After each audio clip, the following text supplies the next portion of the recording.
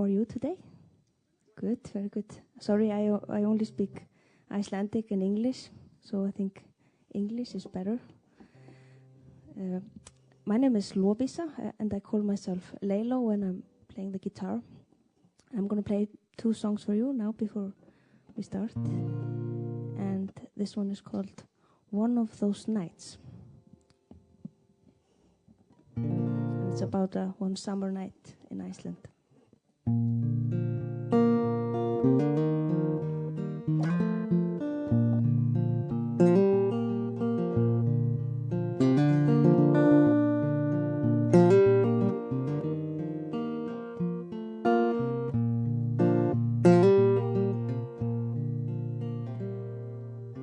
One of those nights when the sun doesn't set in my town, ringing in my ears the melody of a song on repeat. And I try to walk in rhythm to the fading of a beat.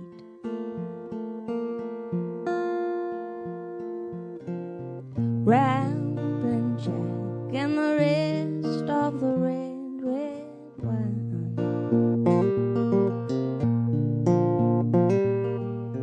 We sang alone, each of us in our own harmony.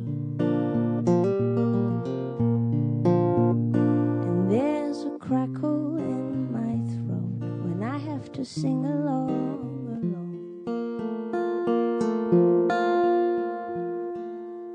Try to keep my emotions from climbing up high, but there's something in that song that sets the mood for romancing and keeps me in love each time I hear that song.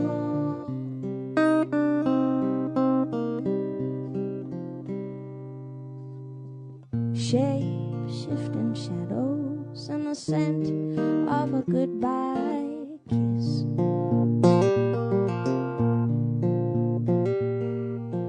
Won't let me be, and have made themselves my own company.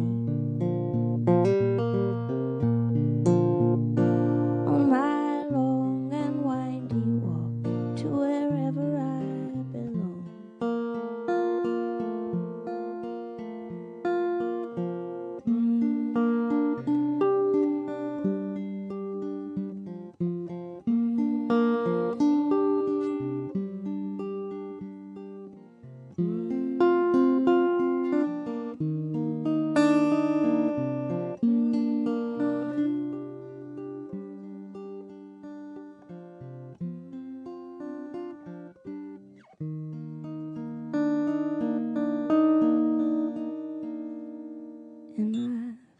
Try to keep my emotions from climbing up high, but there's something in that song that sets the mood for romancing and keeps me in love each time I hear that song.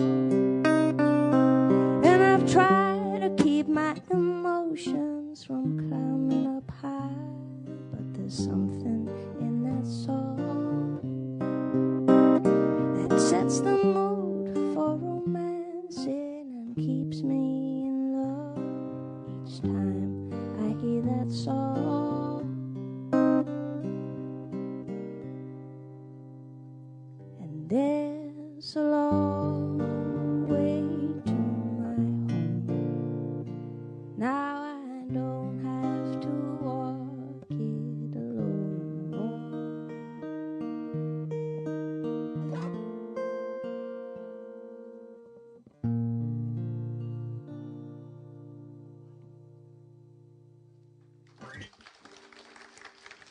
Tack fyrir.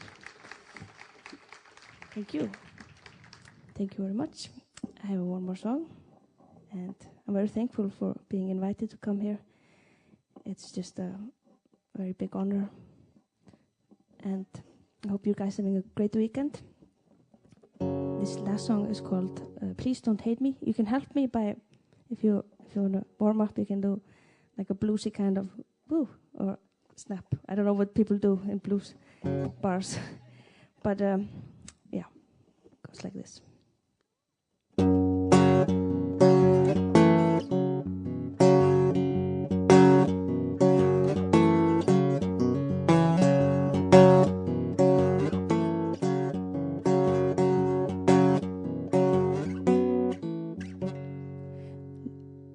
Get your high heels off my chest, 'cause they're hurting me. No need to kick me when I'm already down. No need to shout, I hear you loud and clear. But just please, please, please, please don't hate me.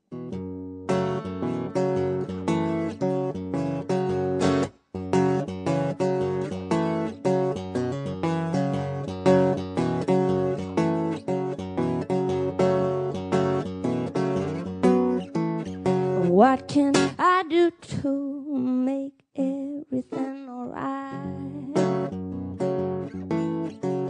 And I've tried my best, and now this is way too much. And I can beg, I can plead, and I can even make you weep. But just please, please, please, please don't hate me.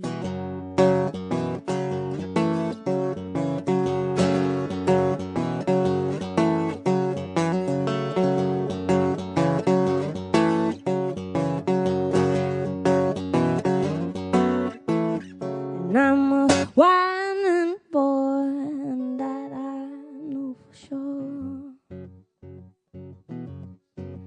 Picked out a wrong last word, and I can't say no more.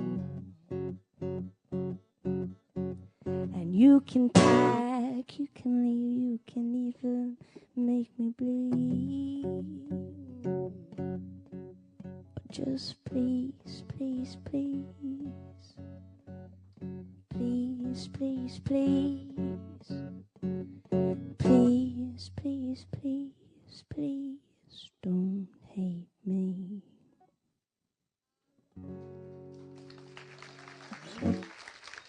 Thank you. Tak for det.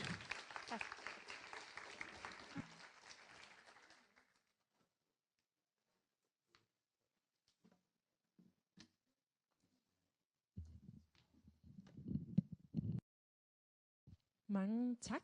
Det var helt fantastisk. Now I'll ask the panel to come and be up here. Today is like the second session on gender and climate change.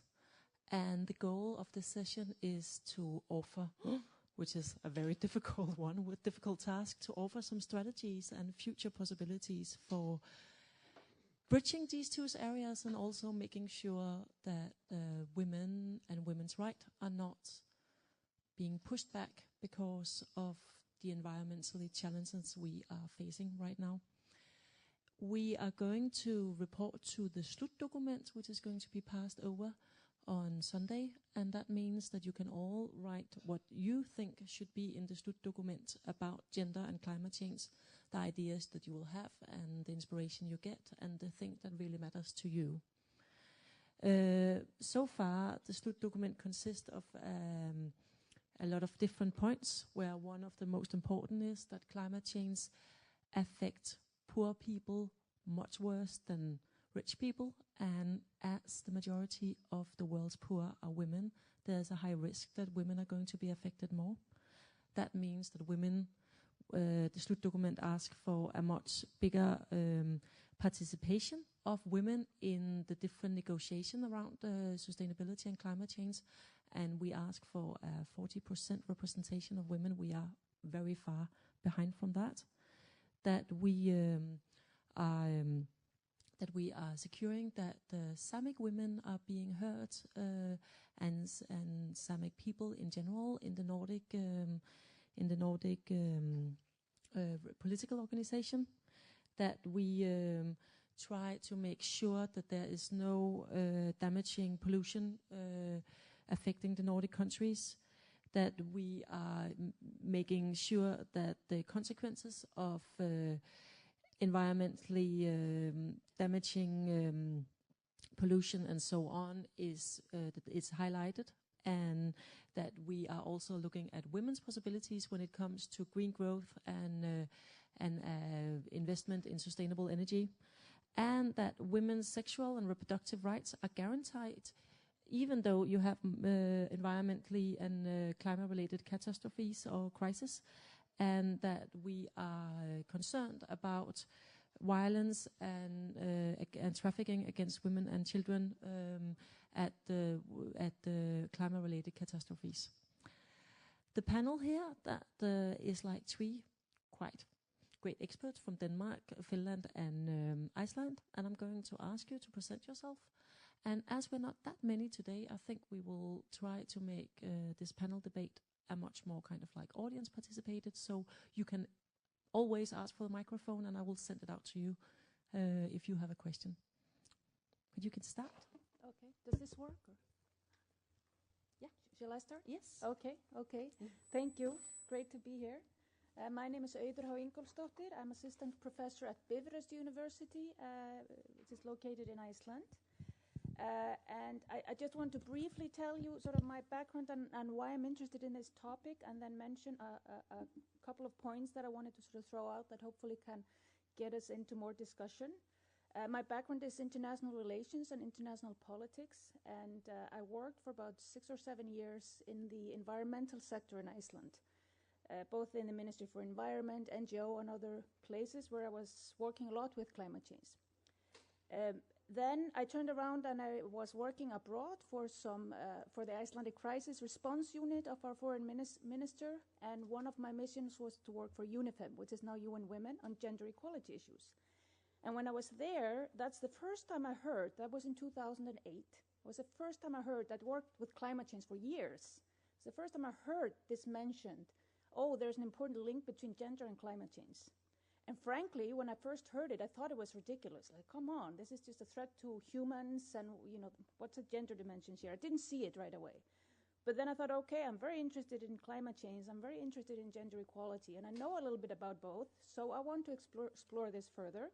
And I actually ended up going into, because I went back into academia for the past few years, this has sort of been my main focus in my research. And when you sort of see what's being discussed in the literature and the political discussion and so on, you see very quickly 3 themes that come out, some of that have already been mentioned: the impact on women and men, how they're different, how men and women can contribute differently to the problem, and the participation in particular in the UNFCCC negotiations, or sort of participation in climate policy, whether it's at home or in the international arena. And I have actually in my research tried to go a little bit beyond that, and more I'm interested in focusing more sort of on the political and economic structures, the gender dimensions of those structures, and how that is influencing and shaping our response to this humongous problem. And in that work, I more and more get my focus on the energy sector, and in particular the fossil fuel industry, because we are focusing. We hear a lot of discussion about how we need to change our lifestyles, which we do. We need to do that, and how men and women are different in that respect. Women may be more worried about climate change, more likely to change their lifestyle. We have to drive smaller cars or stop driving our cars, think about how we heat our houses and so on. But we hear very much less about the responsibility of those that are supplying the energy, and how that all is, and how the sort of structures, the power structure of the world, are keeping a certain system in place. Because you can hardly find an industry in this world on a global scale that's more deeply rooted in the current political and economic power structures of the world than the oil industry and the fossil fuel industry. Very male-dominated industry, very sort of masculine industry, and weaves its way into all power structures and is very good at sort of protecting their interests.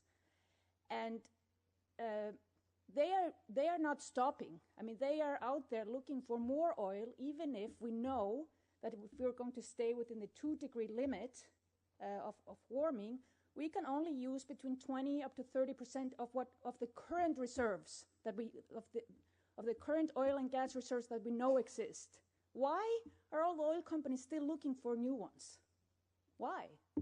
They're ignoring the policies that the states are doing, where they want to decrease emissions in the hope that these policies will never materialize. And also, and this will be my last point before we go on,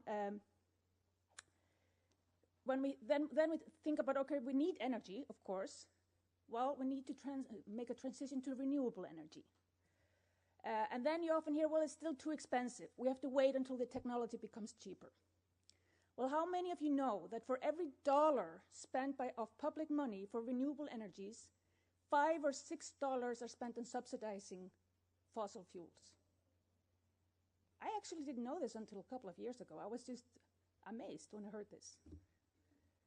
So I think that's kind of a place where we need to put our focus on. And those subsidies for the fossil fuels, they're not benefiting the poor. They're not benefiting women. They're benefiting the rich. They're benefiting men more than women. So it's also a very strong sort of gender component to that itself. Thank you. Taya? Yes, I am actually have been 10 years as a politician, so maybe I'm not in the right group, but I'm working with nuclear weapons and nuclear disarmament security questions. But I am actually by specialty a technology sociologist, so I have worked as a professor of technology assessment to see how technology affects our everyday life, and looked at the questions of for example, could technology be used more collectively, or do we have to have every piece of technology in our homes, and what other consequences does this have for example, people being alone, smaller and smaller households. And I think that the question that interests me the most is the question of whether we, in relation to climate change, can solve the problem with a technology fix, or whether we actually have to change our lifestyles, and where do we start in that case if we have to change our lifestyle. I have recently looked at the question of food waste, and on the European level it's very interesting to see that half the food that is produced in Europe is wasted. So 50% of what we produce food is thrown into the garbage can directly. And this is where you actually can do something. I mean, if we're to talk about strategies, the European Union has actually introduced new rules saying that, for example, normally it's so that in restaurant, if you have put the food on the table once, in a buffet or something, you have to throw it away. You cannot serve it the next day. Now, new rules are being introduced that you can serve it, you can give it as food aid if it is heated. Also, with the best before packaging, now there are rules actually removing some of the best before packaging, because that has also created a lot of food waste. And so there are things we all can do. And I live on an island, and before I leave the island, I always have lots of food which should be wasted. I always made some pies or something just to be sure that I'm not wasting any food. But the food waste, it sounds like a little problem in relation to climate change. But actually so much food is wasted in the world as a whole that it would, if it was a country, it would be the third largest emitter of greenhouse gases, the third largest in the world. And secondly, if we look at the geographic areas, the amount of space or land that's used to produce the food we waste is little less than the former Soviet Union, but it's bigger than Canada. So we are actually in a situation where when we talk about hunger, I mean, one of the things we could do is to reduce our own food waste. I can take other examples later. Great. And Charlotte, last. Yeah. I'm actually, I have a master in law and in journalism, and I've been working as a researcher and an editor.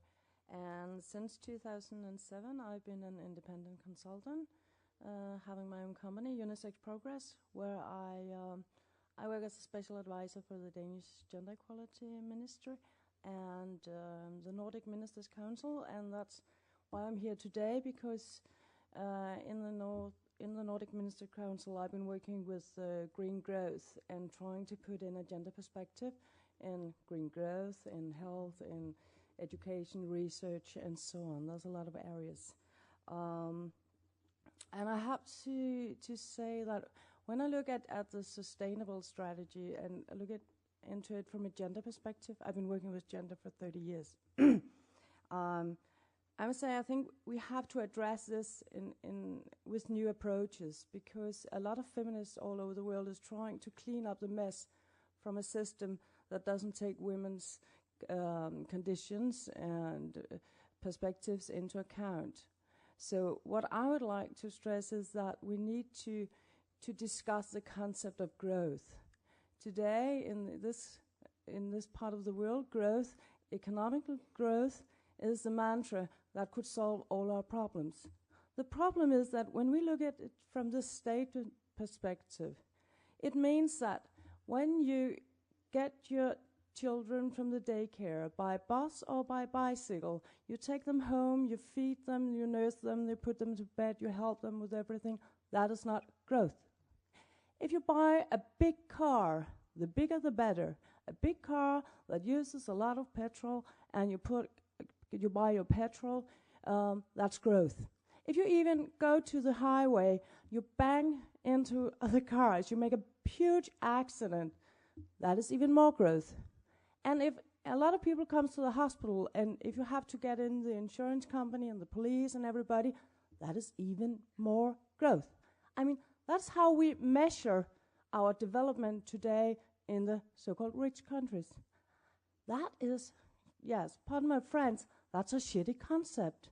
I mean, we have to redefine how we see growth and what we want to make grow.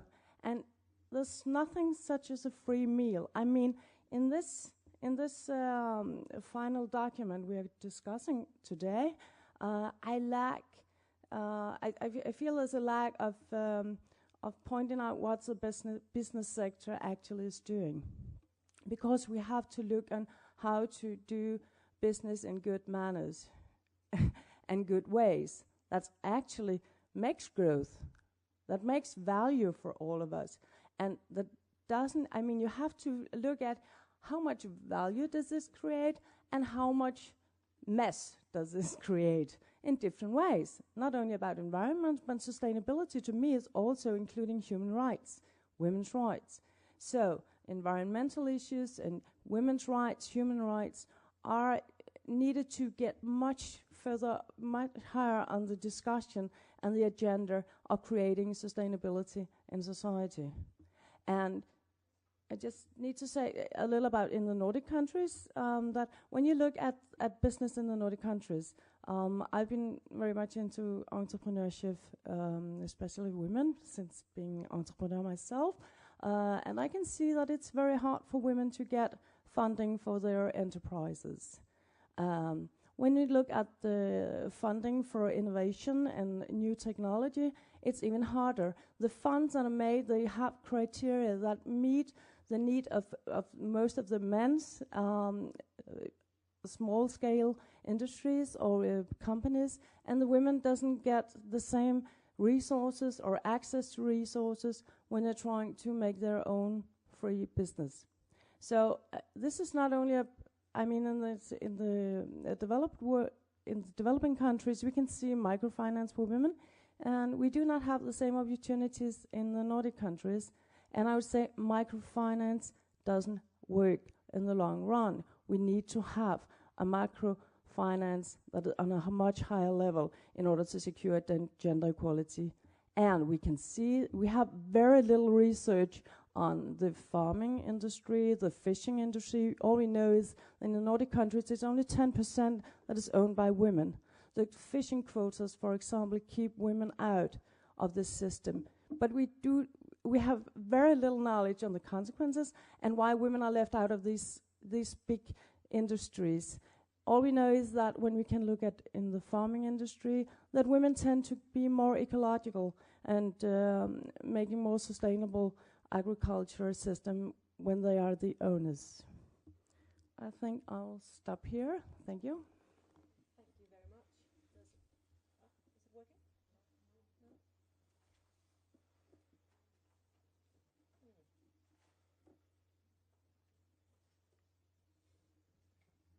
A man coming in. He said it Fix the technological problem. in everyday life.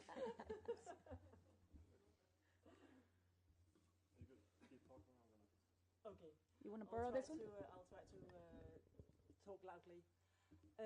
Before I will send the maybe working microphone out to you, I would like just shortly to address like the big question. What is going to be, if climate change continues, what are going to be the difference between how it's going to affect men and women in the world, but also maybe just here in Scandinavia? Are there any differences, or are we just all humans touched by climate change? Would you start? Yeah. I think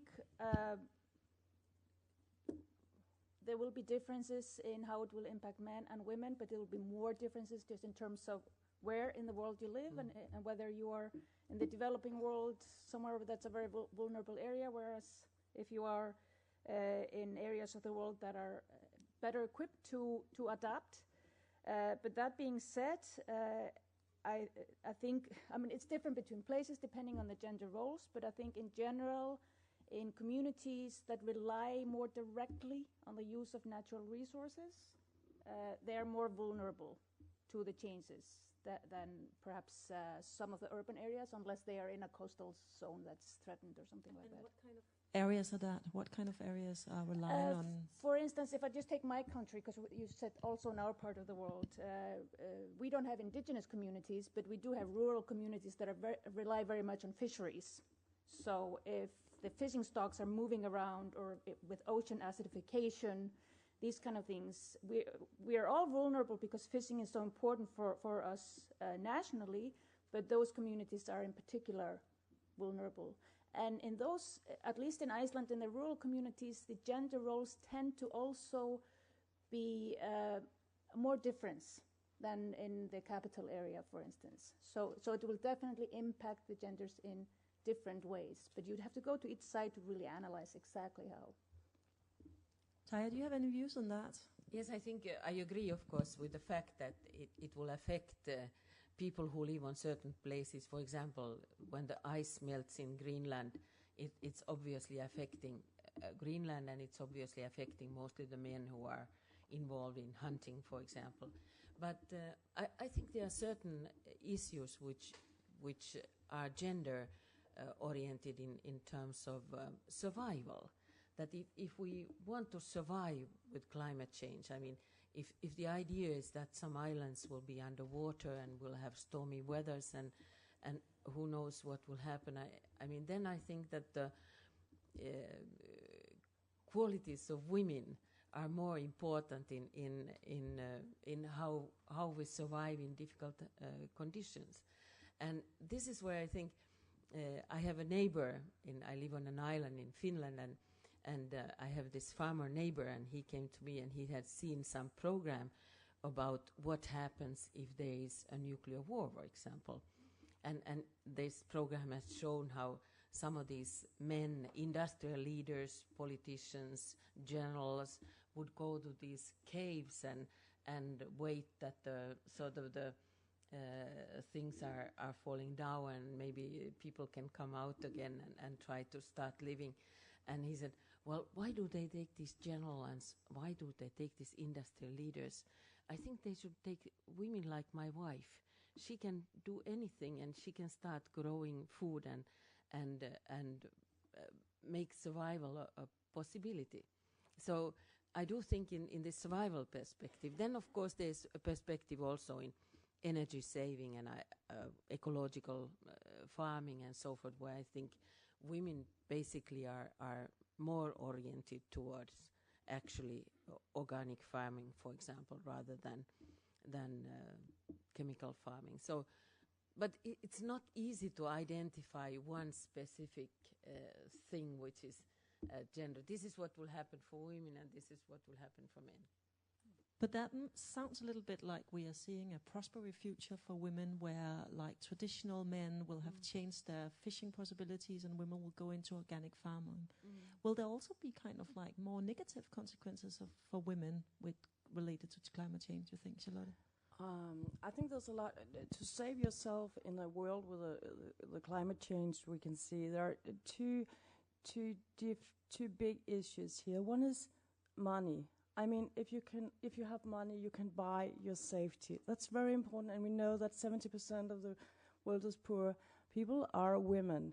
Then there's when we talk about resources, just a small thing like that. Many women around the world are never taught to swim, and I mean, when the flood is coming, the boys have to learn to swim, and the girls have not. I mean, it's so basic for us in the north, thinking that everybody learns to swim, but this is actually means that women and girls get killed because they do not learn to swim. And the other thing is how do you make new approaches? And as long as women are not able to make their own choices, and many places they're not, you cannot have the opportunity to survive because you cannot act free on your instincts. And even though women have great instincts and learn how to survive under very difficult conditions, I mean, a woman who's been brought up many places and in the world where she's experienced violence and oppression in different ways, and we still have some of it in the Nordic countries. I mean, that somehow it also makes us capable of surviving very strange things. So on the psychological level, maybe we are better at adapting to change than this old male concept that hopefully will disappear before climate change take over. But my point is, we can still make this not happen, and that's what we are striving for, actually. But very often, nature catastrophe also mean a rise of extremism, religious. And you could argue that a lot of things going on in the Middle East is also a conflict about nature resources, about water.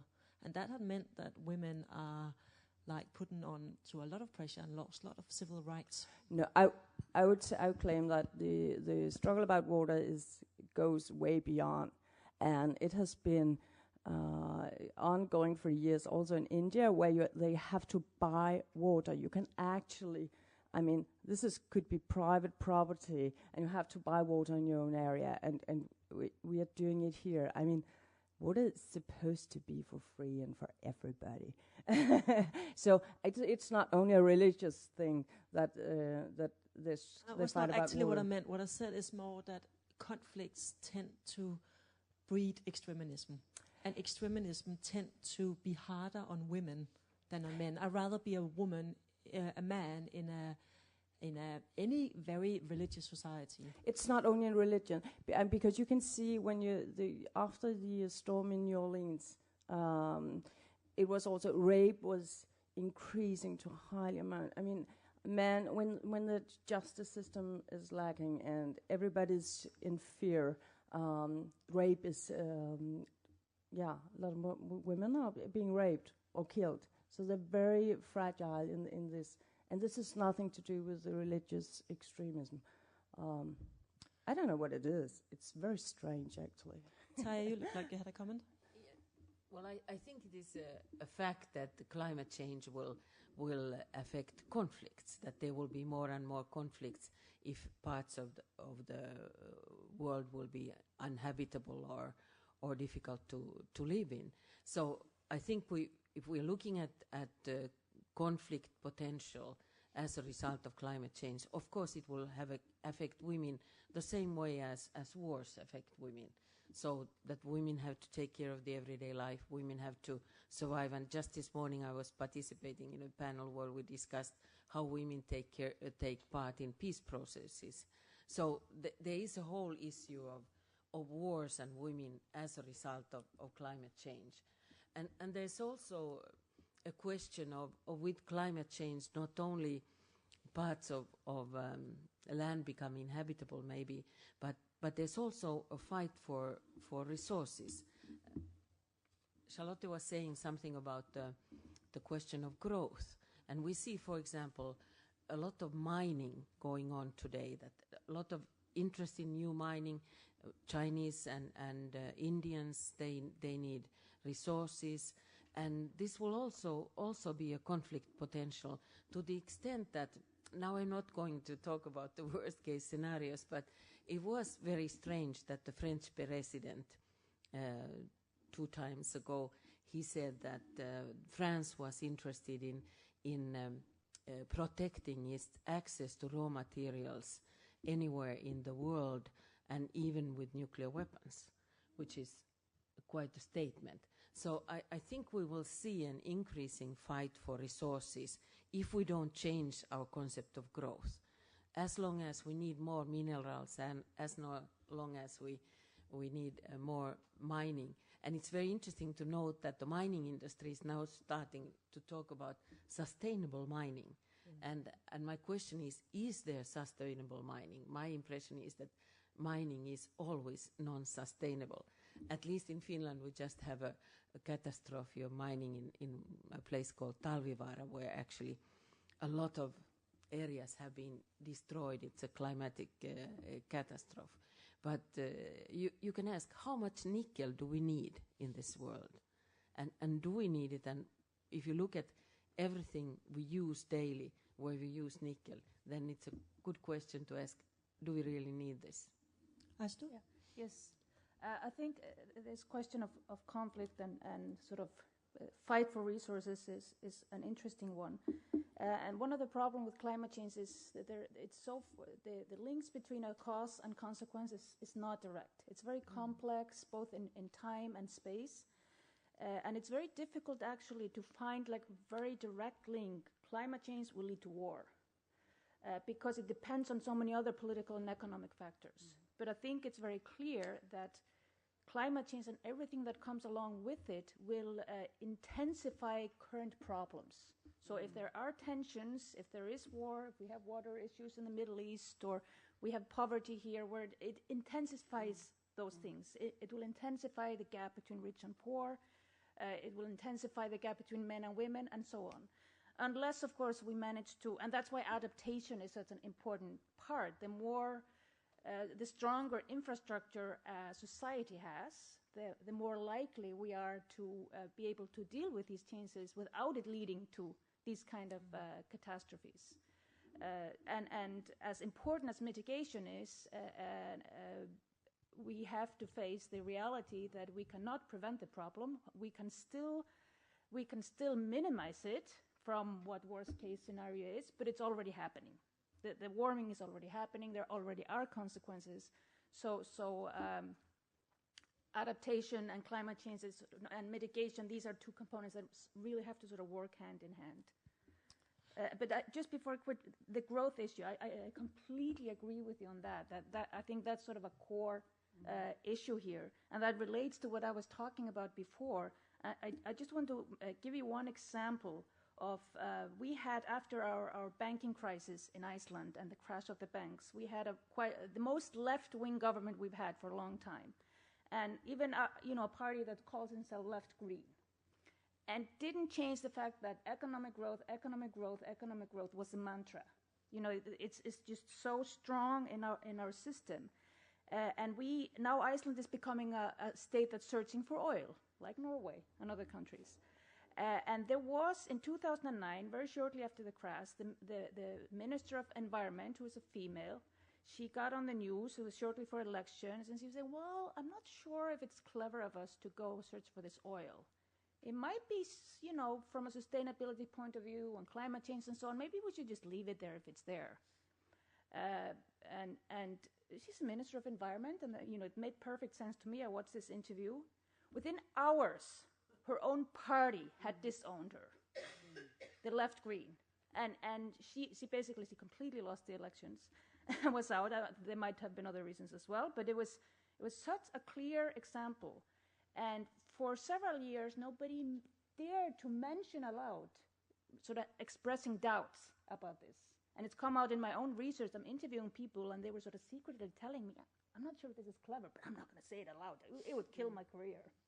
And now it's a bit more out in the open, but it was just to touch this holy grail, which is we as humans have the right to exploit resources if they are there and within our borders, and don't you dare you sort of touch on that right. It's amazing how strong it is in the culture, and how strong norm it is. I think actually that we will discuss more kind of strategies and possibility to change this paradigm, but I kind of like to get rid of this microphone and send it out to you. Is there anybody who has comments, perspectives on these issues, who would like to have it instead of me? Come on, yes? Thank you. Thank you so much to the three presenters. It has been a very enlightening discussion. My name is Andrea Quesada. I work for the Women's Environment and Development Organization, better known as WEDO for some of you. And I think that it was quite interesting to me as well, the question that you were presenting about the Scandinavian situation and how we need to start thinking of climate change impacts that are going to be affected by everybody. Because based on what you said, Charlotte, if you have the money, it's easy to find a safe place. It's easy to be able to take everything that you own and put it up in a mountain. But I think that we need to start thinking as well, and I would like your opinion, of the gender roles that are prevalent in all societies, and of these gender differentiated impacts that are going to be felt by all of the societies. And as well, not only of the inequalities that we might keep in place or reinforce or even magnify, but of the new inequalities that you might think happen, that could be sprouting because of these pressures, of this depletion of resources, about the political moves as well that are associated to climate change. So I was wondering, because if you think of the poor countries, it's easier sometimes to make those links. But sometimes when we are advocating, for example, for the Scandinavian countries or the European countries or even the US to include the gender dimension in their national communications on climate change, they just reflect or go back to the point that that's not an issue, that it's a problem in the countries. And so my question was, coming back, what do you see are going to be these inequalities that could be magnified, or these new gender inequalities that could arise, and that all governments around the world, even if they're developed, should be perhaps paying attention to? Thank you. Thank you. Do you have comments on that? I would like to start with, I am so fucking tired of talking about how sorry I feel for women who are not taking into account. So what I will I will change this and say, we cannot ever make or create a sustainable world without taking women into account. I mean, that's hilarious, and it's strange that we have to discuss that, because we are more than half the population, and we live our lives in many places in different ways that men do, also in the Nordic countries. So you cannot make sustainability and lag out half the population. So, and the paradigms have to shift. We have to change the way we think, the way we act, in order to save this planet. Otherwise, everybody's going down. And I mean, there might be a few crowded rich men sitting back on their mountains with all their things, and happy them. But I mean, that's a scenario in the worst case. And I think we've been using so much of our energy trying to clean up. We have to take in the agenda. And what I'll suggest is that we, in this final document, that we get our ministers to ensure that they will put in more money in research on the consequences for men and women during this climate change. What is happening in the north? What are the consequences for men and for women, for girls and for boys? And that is both chemical, but also in resource and how to survive this. Then I would like to stress that we need to get the gender perspective, one, into the UN Global Compact, which is a compact from 2000, saying how to run a business in a proper way. We need to emphasize that gender equality should be strengthened with this, together with UN Women.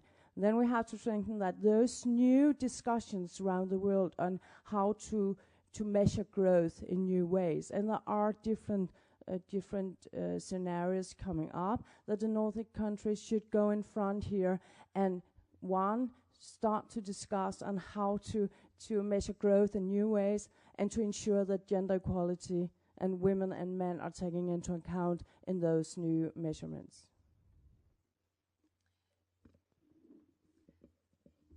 Well, I think it would be interesting to see. We know today that if we invest today in fighting climate change, it's better than to do it after 20 years. It will be much, much more expensive. We can maybe do it with 1% or whatever of our gross national product, and it will cost 30 or 40 in some years. I forget the figures.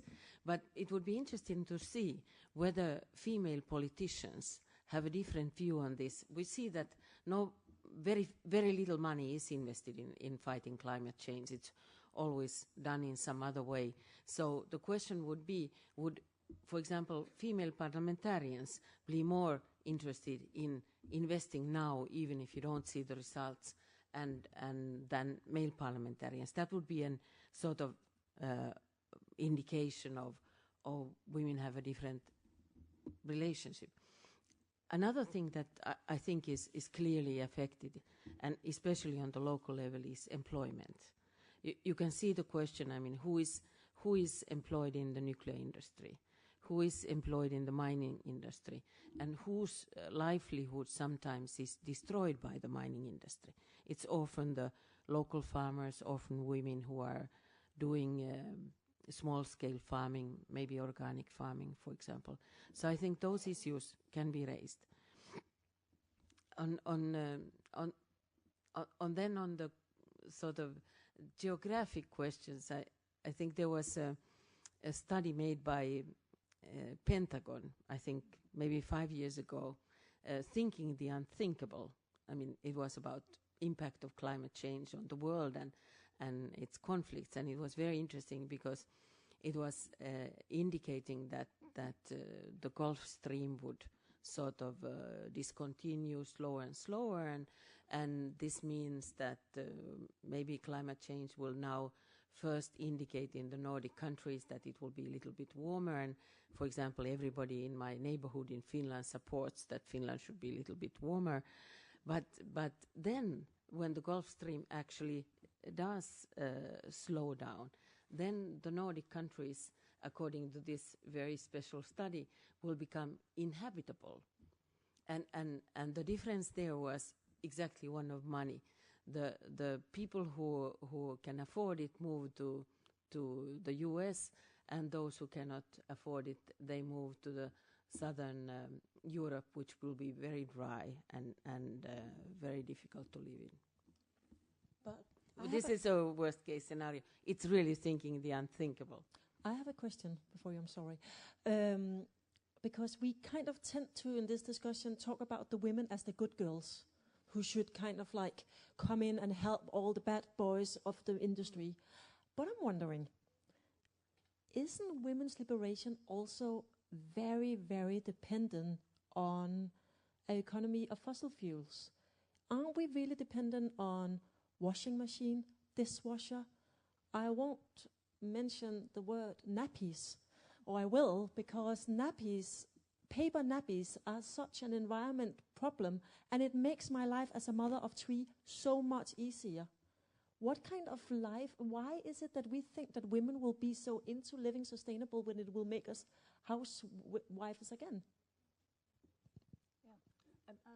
I think that's why I think we need much more women into developing new technologies, because we know what the needs are, and therefore it would be easier for us. I'm not going to live in a cave and do all my washing myself in the river. That's not my kind of living. And as far as I know, my dishwasher uses much less water than when it does the dishes than I would. So I think it's about making technology that makes our lives easier, that's sustainable, and might not need so much water. And I mean, we have energy from the sun, from the wind, and there's a lot of alternatives. So if we stop supporting the fossil fuel industry, we might use those money for developing new technology. And I think that women should be much more present in this developing and innovation processes than we are today. I'm just wondering, because it's not so long ago I visited a village in northern England who had tried to be a transition town and change all their behavior and save energy and so on. And then they have like measured in each household. And the woman who was using most energy was a university professor, traveling to conferences, going into car, being a part of like a public lifestyle, and being an emancipated woman, a feminist. And the woman who didn't was like the old housewife who knew all the tricks in the books, and for example said, I have never used a drying machine. I have hanged out my clothes all my life, which was something the university professor would never do. I mean, is it so true that we can just change it?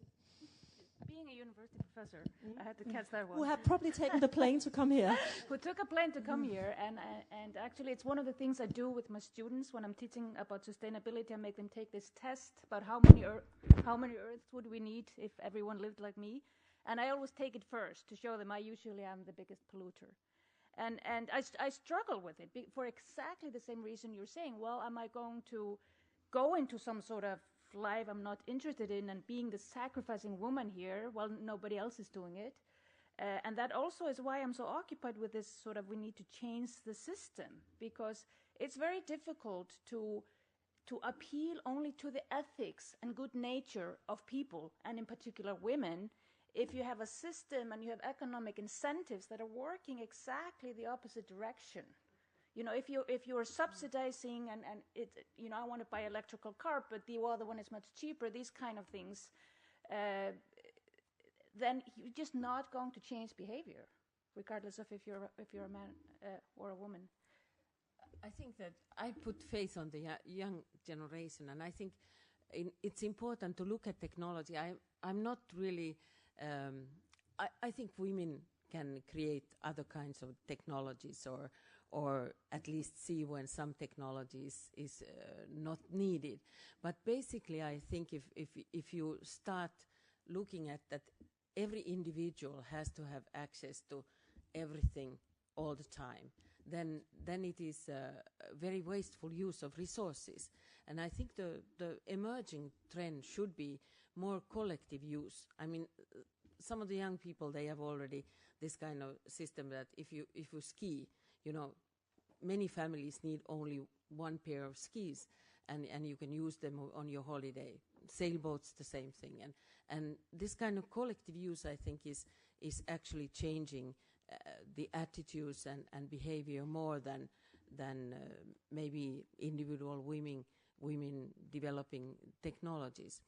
But I do think this question of resource use is very important, and I think everybody should be aware. I live almost on the Russian border. The past 3 years I have taken a plane to Brussels every week to go to the European Parliament, and 1 week a month we go to Strasbourg, where the flight is even more complicated, and I have these 2 offices, one in Brussels and one in Strasbourg.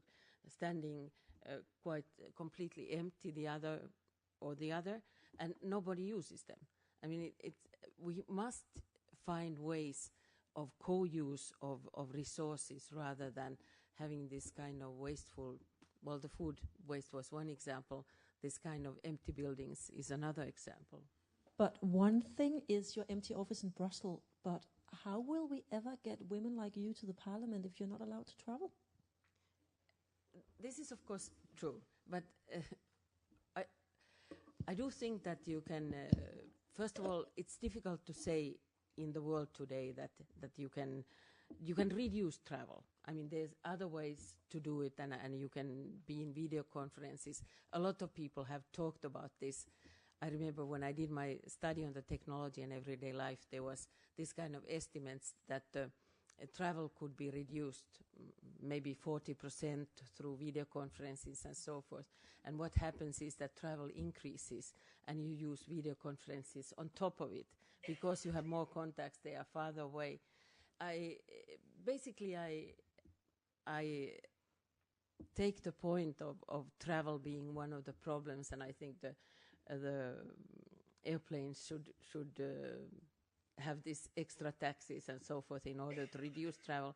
But on the other hand, the problems of the world are common, and I think it would be very strange that you couldn't meet with the Japanese and talk about sustainable development. Charlotte? Yes, we all have to scale down, and I think there's a lot of things that actually could be used when you use video conferences. I've been doing that a lot of my work, and experienced that if we just meet once, you can actually talk together on the screen for several meetings without nothing happens. But the other thing I'd like to put forward is, because there's a lot of good stuff in the old Beijing platform which is left out, and one is, for example, that all the knowledge of rural women they wanted it to be enforced and put into the open, and that the women should gain the property rights of this old knowledge. And I mean, this is one of the things that everybody in the North thinks that, oh, this is something about women in India. But this is our mothers and grandmothers, their knowledge, which will die with them because we haven't really appreciated it because we've been running out doing something else and but isn't it because we wanted to be a part of the public sphere, because we didn't want it to do housework, because we didn't want it to kind of sit there and do all jam and all kind of things. Yes, but what I want to say is that there's a lot of knowledge here that we are losing, that we actually need to make a sustainable world. And that knowledge has to be put forward. It's not that we are going back to live like our grandmothers. No, it's the knowledge they have, that how can you prepare food without using chemicals? How can you put things together that just, this will make it last for years? I mean, there's a lot of knowledge but here we could use. I will just say that if you go back to that knowledge, they will say that can be done. It just takes lots of time. No, what I want to is not that everybody sit at home and making jam or put it in jars. I would like small-scale industries around the area where somebody makes it into a professional issue, so we can use the old knowledge in a new professional manner. And it could be very well that it's machinery run by wind going out underground that will just put up the jar from a place in the ground, and everything is just worked out. That's the kind of world I would like to see. Maybe it's because it's not that far since I used cloth nappies that I kind of think that it's a complicated task you're suggesting. You have a question over there. Thank you. My name is Bjørg Vatndalen, and I'm National Secretary in the Norwegian Union of Postal and Communication Workers. Then I represent in the union, and I am thinking that you can't have a discussion about climate change without taking the workforce into account. And if you want the workforce to be with us and not against us, we have to take into account just transition. And I agree, we have a discussion in Norway now about coal and about oil and everything. And even though it's mostly men we also know that the women or the whole society use that money for social welfare. And if you make people scared, you don't get them with you. So I think if we want to change the union, and the union can go with us, we have to make sure that you have to put the society, the school system, the education system for vocation training, so we can go from one work situation to another. Did you understand? Okay, thank you. Can I start? Yeah. Yeah, I think that relates to what I was talking about before, about the importance of adaptation and sort of helping us deal with changes.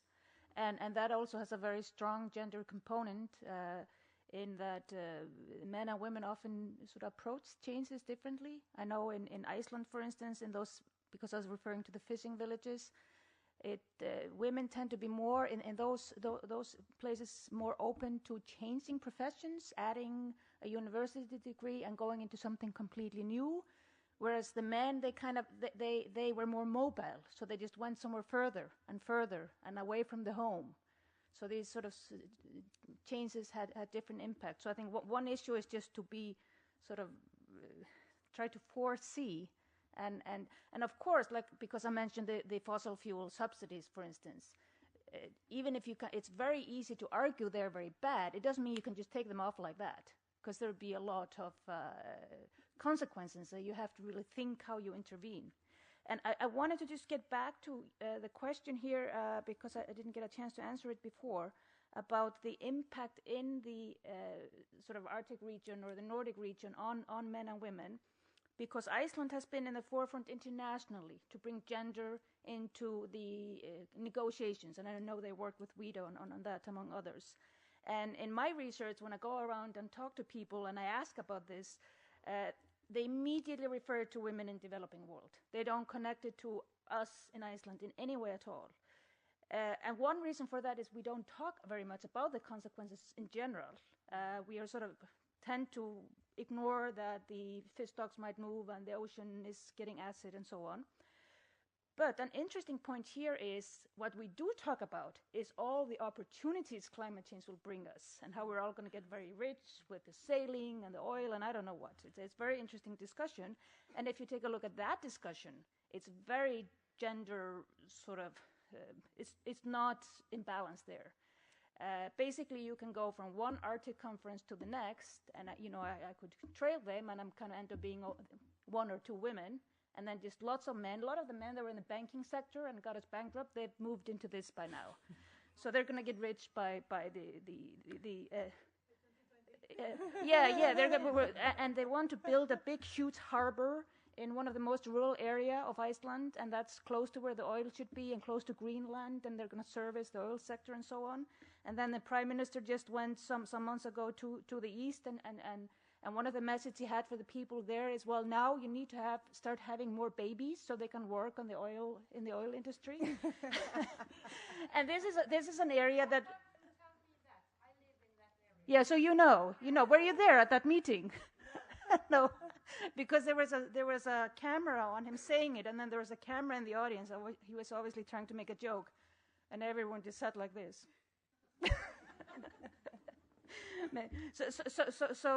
So yeah, I think that's also an interesting point there with this opportunity discussion here we have in the North that has a very strong gender component. I think there's. Yeah, I'd say that when we talk about women into power and decision making and at all levels, I'd say one thing is counting heads, and I totally agree with this demand that we need at least 40% women in all these kind of negotiations. But that's one thing. The other thing is we also need knowledge.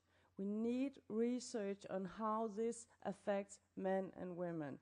And that's in all areas. That's because you need to have this knowledge in order to take decisions that we actually know how this is going to affect men and women. And we do not have that knowledge today, because most of the knowledge we have on climate change, on gender, that's in developing countries, probably financed by the Nordic countries, but we do not check up on ourselves. And we have very, very little. And I know they're trying in EIGE, at the European Institute for Gender Equality, and to collect knowledge on this in the Nordic countries. And we lack knowledge. Indeed, we do. So this is, I have to walk on two legs here, knowledge and counting heads. Yeah. Thank you. Yes, I would like to address the question of employment and the changes that are needed in employment. There's one European country who's very, very good at this and has done excellent work, and it's Austria. Austria has the lowest unemployment in Europe and has the lowest youth unemployment, which is not very much higher. They are unemployment of 4%, and I think the youth unemployment is 6%, while the EU average is 12%, and the youth unemployment is something like 23%. And how did they do this? They did it by looking at green jobs, especially on renewable energy.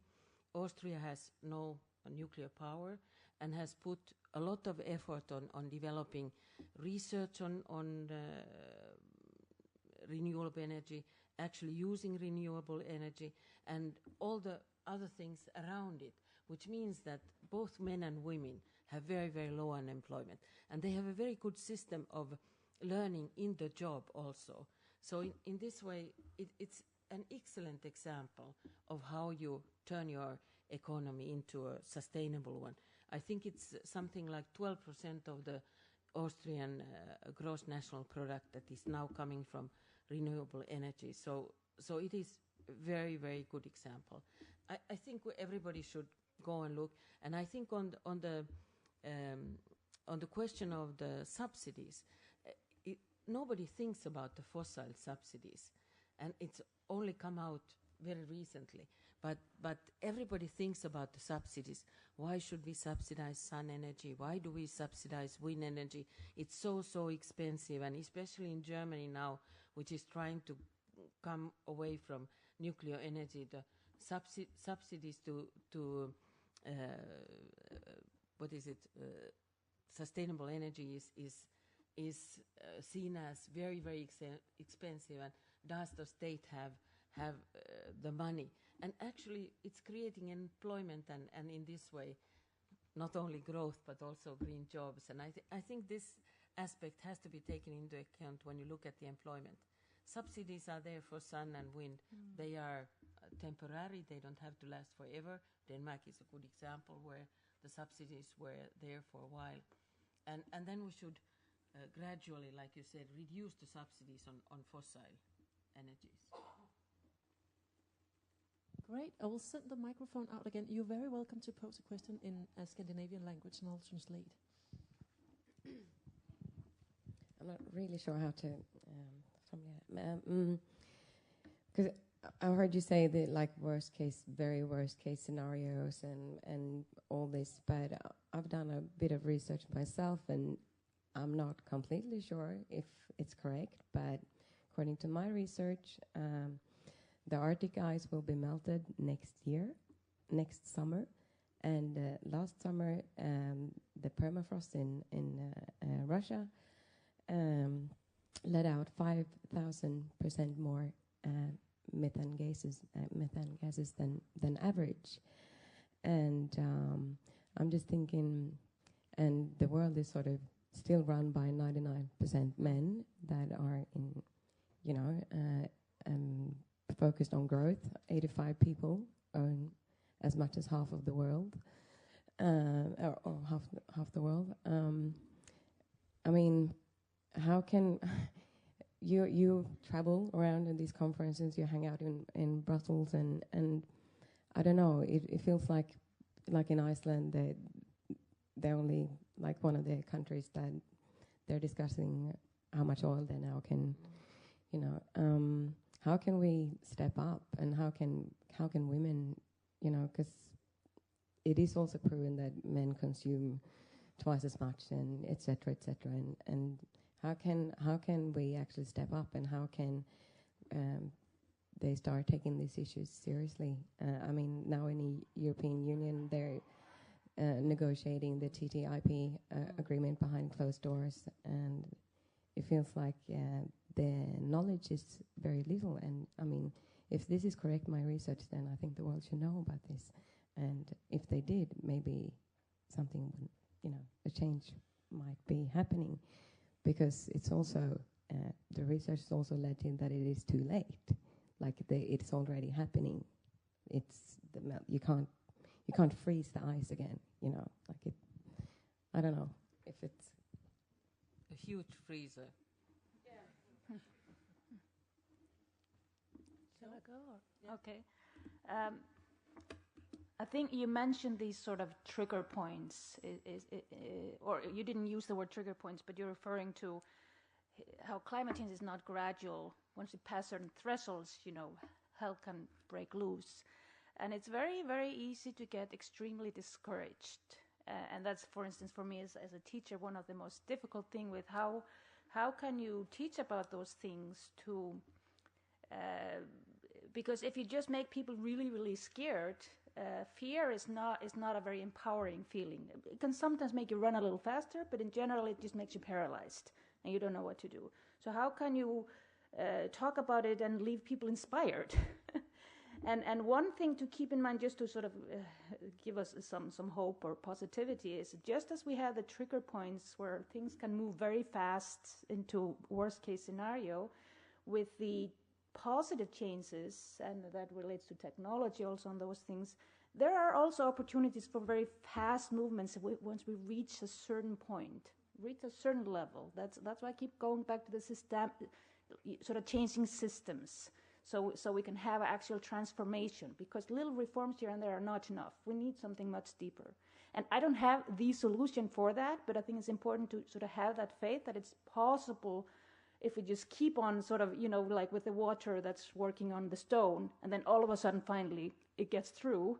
It's possible to find some solutions, I think, and have faith in that. Otherwise, I wouldn't bother. But I could not tell you exactly what solution that is. We just have to work on a lot of different levels. Well, on the positive note, there is a history in the world that the problems are solved and mankind has survived so far. So even if there have been these kind of worst-case scenarios before, so this could be a good sign. But on the other hand, I think, in my view, for the women and affecting this question of climate change, politics is the only way.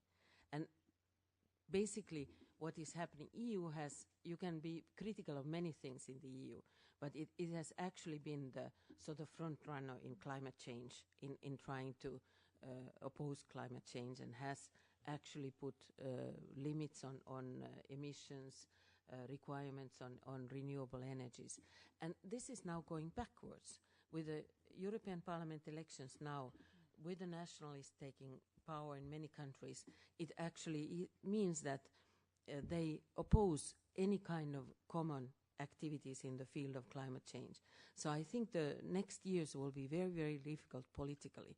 And I think, therefore, in the national elections, you should really look into the questions of climate change and get the national politics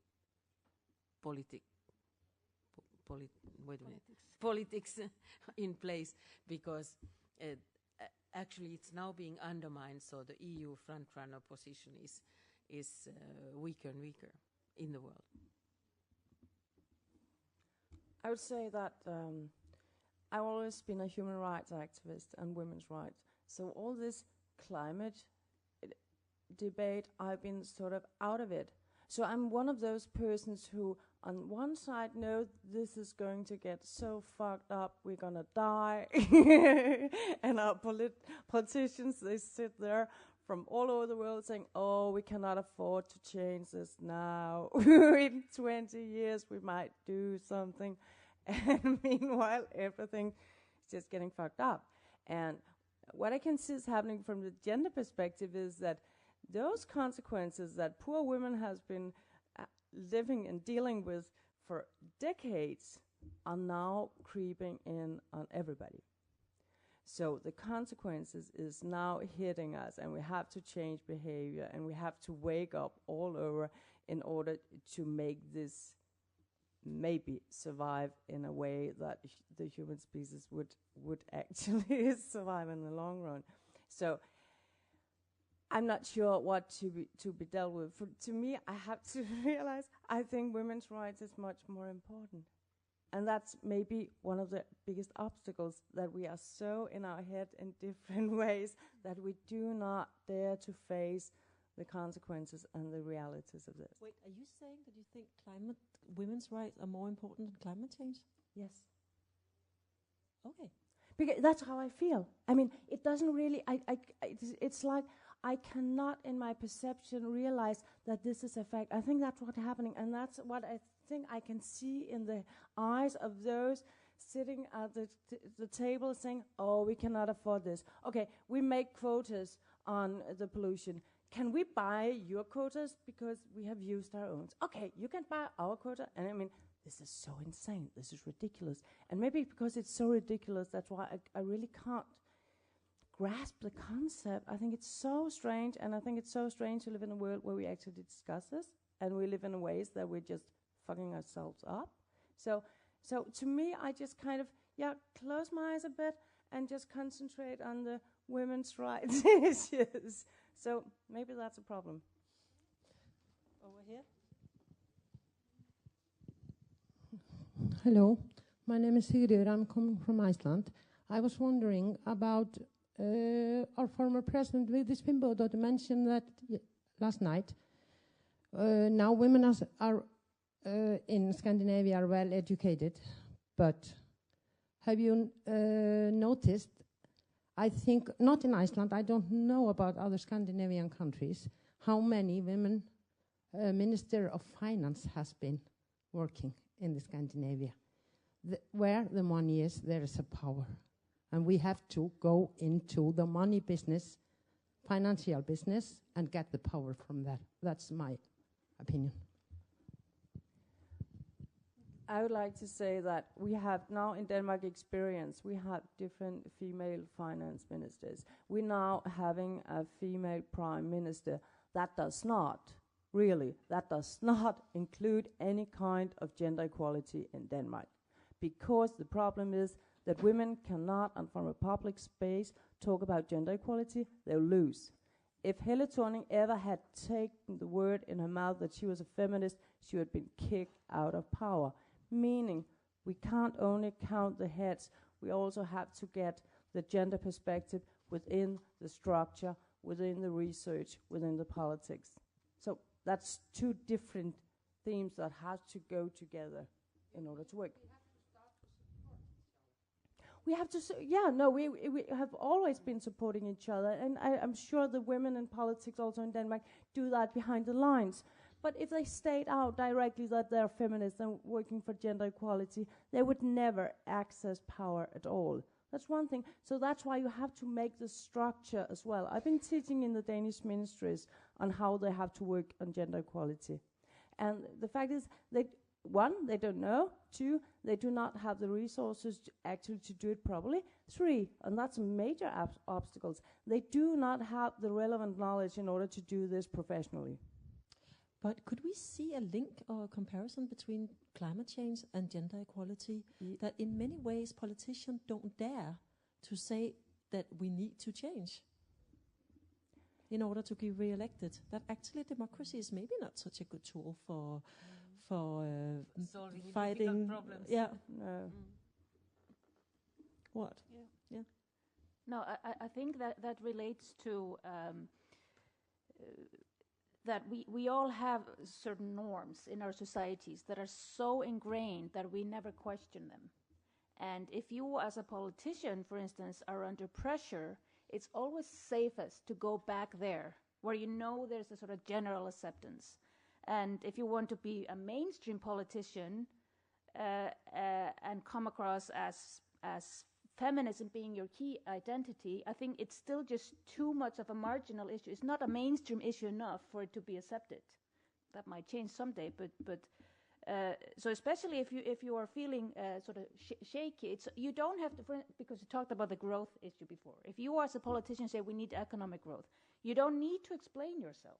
You sort of plug into a common understanding of a norm that is just there, and people don't even realize it's a norm. So anytime you come in with something new and you want to sort of break things apart and really change them, you need an hour to explain what you mean, and you don't have an hour if you are a politician talking to in the TV or whatever it is. Taya? No, we also had a finance minister. She's taken over now by a man, but basically, I don't think that having finance ministers or prime ministers, for that matter, presidents who are women, actually changes the system. It doesn't, because everybody works within the same system. What happens is that it changes on the fringes and maybe will change later. I can some of the examples of fathers taking care. I just saw Russian discussion here today about father groups in Russia, which is very unusual, and how you reduce violence against women through that. So there are things that change, but the system doesn't change by getting women into different places.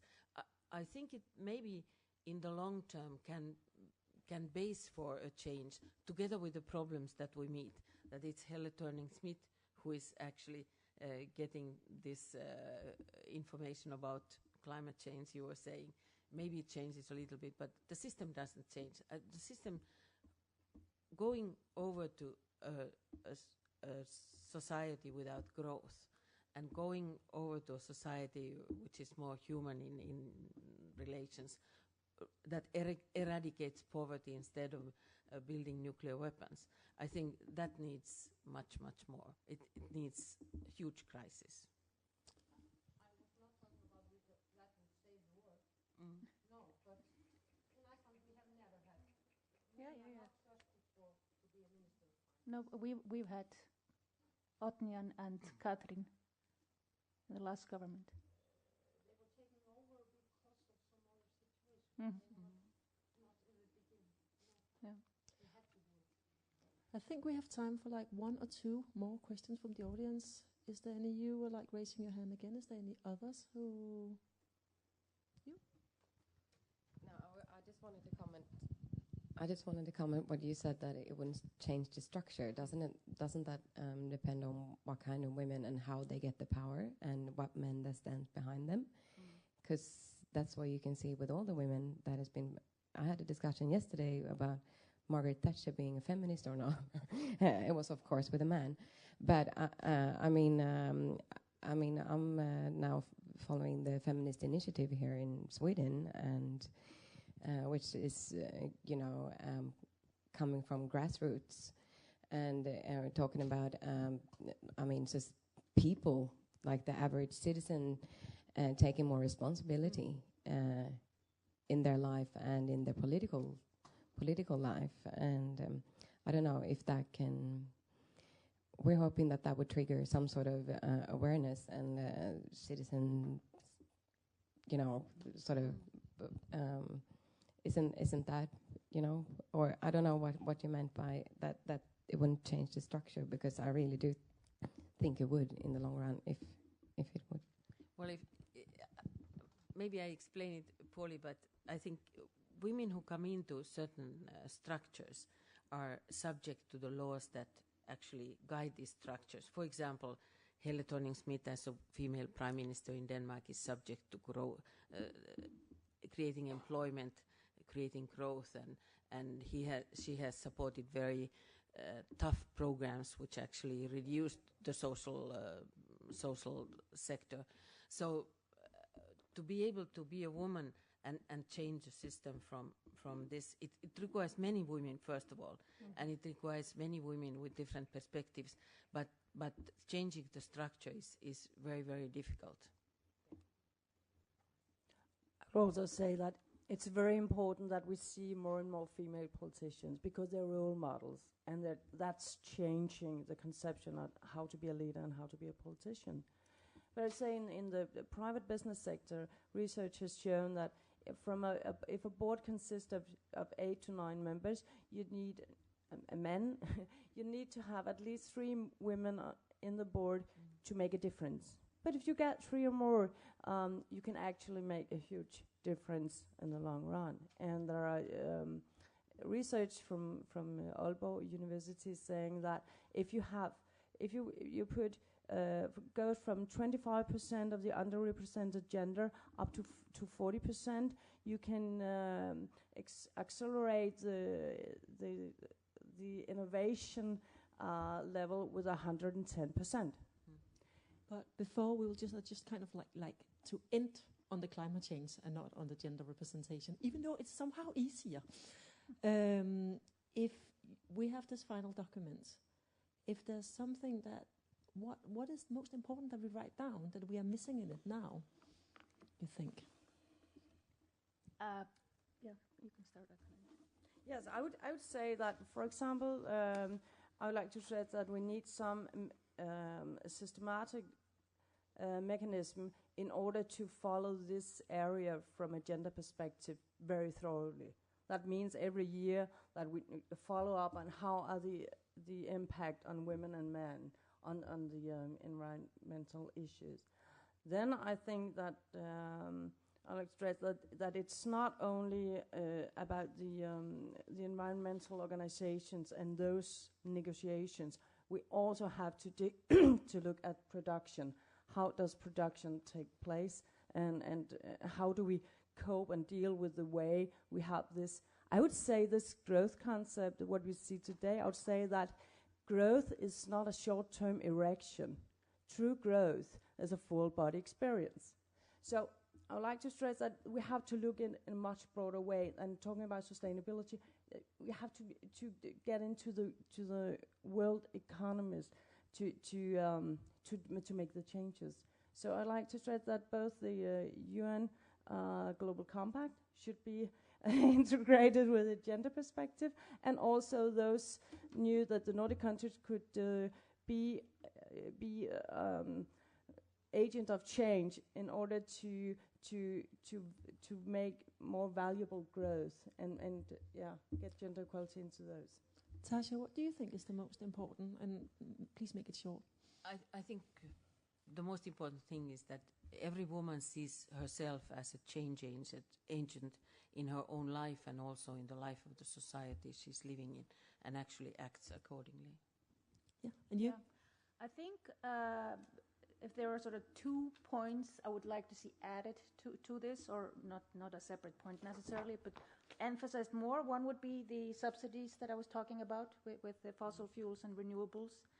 That should be sort of emphasized more specifically. And the second one is there is quite a talk about women representation in the politics and democratic institutions, but I would like to see more emphasis on the importance of social corporate responsibility and to have a gender component there, and sort of make it very clear that the industry has a responsibility also. They're not just there to wait for the laws of the public sector.